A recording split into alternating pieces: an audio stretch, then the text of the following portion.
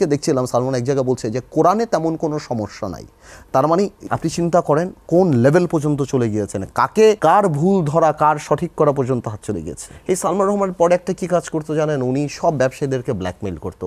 যখনই কোনো দুর্যোগ হতো সবাইকে ফোন করে করে 2 কোটি 5 কোটি নিয়ে প্রধানমন্ত্রীর দরবারে নিয়ে যেত। যদি কেউ না যেত তাহলে বলতো উনি জামাত করে, উনি বিএনপি করে। আমি যেটা বারবার বলছি যে আমি এই জিনিসটা ওই অ্যাঙ্গেলেই দেখি যেটা আল্লাহ প্রদত্ত। এই সম্পূর্ণ জিনিসটা হলো আল্লাহর অভিশাপ এবং আল্লাহ দেখিয়ে দিয়েছে যে আমি এটা কিন্তু ডিফিট না, এটা পতন।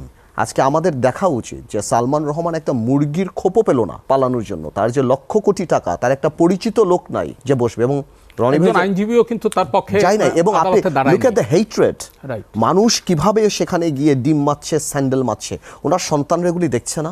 আপনি যদি টাকা পয়সা কামাই করেন না, দ্যাটস প্রফিট। আপনি যখন অনেক বেশি সম্পত্তি করবেন, লাভ হবে, দ্যাটস গ্রো। ওর মধ্যে যখন মোরালিটি থাকবে, দ্যাটস সাকসেস। আমি আসলে মানে আমি কথাটা বলে